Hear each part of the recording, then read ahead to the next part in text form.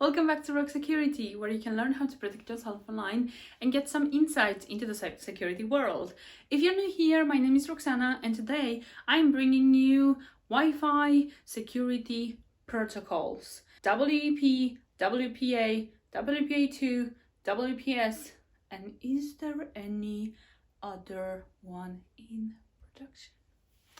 Maybe. Who knows? Also, I understand that you might don't want to know all this information, so I'm gonna put some timestamps in the description, and if you want to skip all the way to the end where I say all my recommendations and what you should be using on your home Wi-Fi, you can skip straight to that. I won't get offended. It's okay. I understand this is not everybody's cup of tea. Let's get into the video and get this out of the way and have some fun on the next videos, right? Before we begin, please don't forget to subscribe, click the notification bell so you get notified anytime I post a new video like this one. I'm gonna grade all of these protocols from 1 to 5. The security part, 1 would be very vulnerable and 5 would be extremely secure. And when it comes to configurability, 1 would be very hard to configure and 5 will be very easy to configure. This is my grading system. I've taken this star system from the NetSpot website, so please check out their website. It's great. First of all, I'm going to talk about WEP. WEP was developed for wireless networks and approved as a Wi-Fi security protocol in September 1999, over more than 20 years ago. WEP was developed with the intention of having the same security as a wired network. Well, it didn't go out that well. A lot of well-known security vulnerabilities have been discovered in the meantime on a WEP network, and it's also extremely easy to break and very hard to configure. So WEP gets 1 for security and 1 for configurability. Very easy to break, extremely hard to configure. WPA was used as a temporary security enhancement for WEP. 1 year before WEP was officially abandoned, which is 2003, WPA was formally adopted. Most modern WPA applications use a pre-shared key, a PSK. You've probably seen that before. That's what it means, pre-shared key. And this system is mostly referred as WPA Personal. When it comes to WPA Enterprise, a temporal key integrity protocol, TKIP, server was used. This server was used for authentication and also certificate generation. WPA was a significant enhancement of the security compared to WEP, but the core components of WPA were still made so they can be rolled through firmware upgrades on a WPA-enabled services. Major security flaws. And because of that, those elements were extremely easy to exploit. WPA gets a 2 for security and a 3 for configurability, because it's easier to configure. In 2004, the 802.11i wireless security standard-based protocol was introduced under the name of WPA2. WPA2's most enhancement was to introduce the Advanced Encryption Standard, AES, which you've probably seen before. It's not just an encryption standard, it's the best encryption standards that we have so far. That it's approved by many state governments and also big companies that are using it right now, and everybody's using it. It's great. At this moment in time, the biggest vulnerability of WPA2 is when the attacker is already infiltrated in the system and can gain access to certain keys so they can perform attacks on different devices on the network.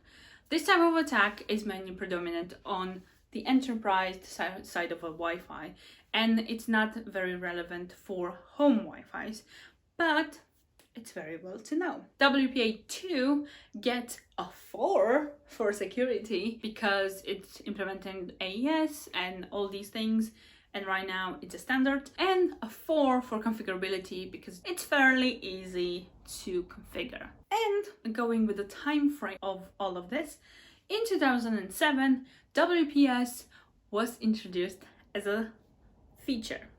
What does WPS mean?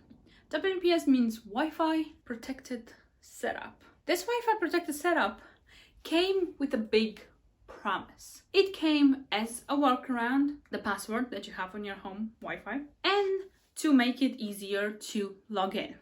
Because with a WPS enabled system, you can just press a button, so a new device can be added to the Wi-Fi, and that new device you will just have to introduce an 8-pin number. Well, with that 8-pin number, there is a major security flaw with it. In any PIN number, in any number that verifies encryption and logging in and things like that, the last digit of the number is a checksum.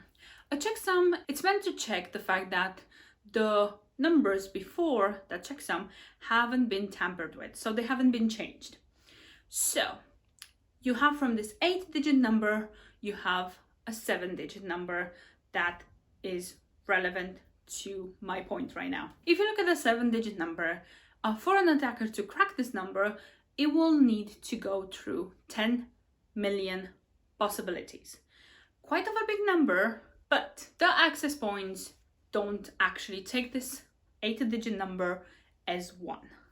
It doesn't. It takes the first 4-digit numbers, and then it takes the next 3-digit numbers, and then the checksum to check them. That is major, because from that 10 million possibilities, that will take an attacker a few weeks to break, maybe a month to break, it will go down to. So we have 10, because there are 10 possibilities in the 8-digit, because every digit can be from 0 to 9.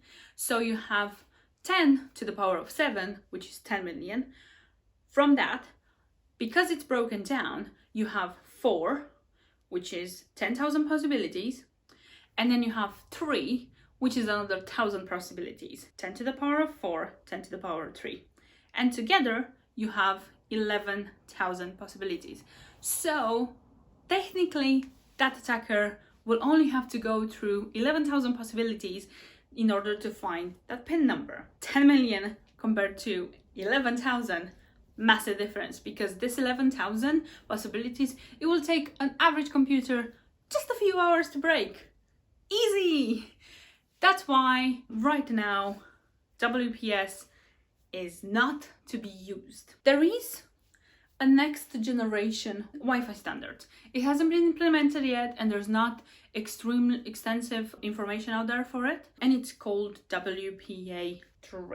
WPA2 is promised to make the Wi-Fi connections way safer. It also promises to save you from your own shortcomings, apparently, because it offers password protection, safer connections, and so on. It hasn't been implemented yet.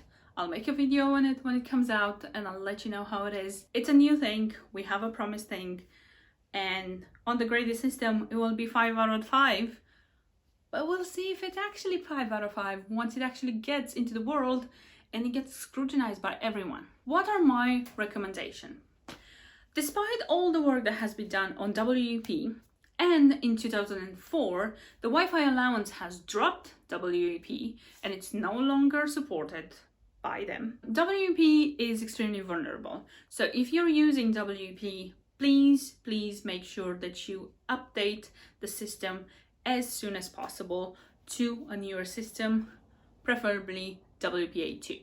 WPA has been through a lot of scrutiny and a lot of testing and so on, and it still has major flaws and major vulnerabilities in it, so please do not use it. And my recommendation as of now, June 2020, everybody, me and everybody else, is recommending to use WPA2 with WPS disabled. Kill that thing. We don't want it. Thank you. WPA2 with WPS disabled. And that's it. Easy. If you've stuck all the way through here, I applaud you. Thank you for watching. That is all from me today. Don't forget to subscribe and click that notification bell for way more interesting videos than this one. And don't forget to follow me on Instagram. Like this video if you liked it and if you stuck with me until this point. And comment down below what standard are you using on your Wi-Fi. And if you've learned something from this video, because I think we've all learned something from this video, even if it's the history of Wi-Fi protocols. I'll take that, you know. Thank you for watching. Please don't forget to stay safe, protect yourself, protect your devices, and I'll see you next week with a brand new video on another cybersecurity topic. Thanks for watching. I'll see you next week. Bye.